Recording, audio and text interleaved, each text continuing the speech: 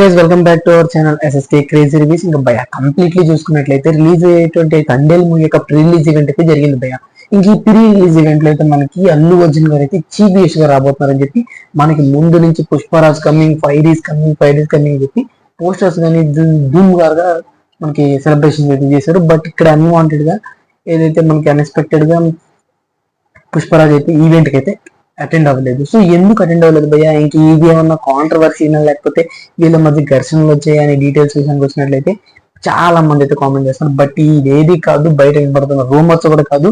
Movie వచ్చి completely Allu Arjun గారు attend అయ్యే టైంకి అయితే హెల్త్ ఇష్యూ పరంగా అయితే రావడం జరిగిందంటే, సో దాని వల్ల ఏంటంటే మనకి తండేల్ మూవీ యొక్క రిలీజ్ ఈవెంట్ కి అయితే అల్లు అర్జున్ గారు అటెండ్ అవ్వలేకపోయారని చెప్పి అఫీషియల్ గా అయితే అనౌన్స్ చేశారు. సో దీన్ని బట్టి చాలా మంది ఏంటంటే రూమర్ వైజ్ చేస్తున్నారు.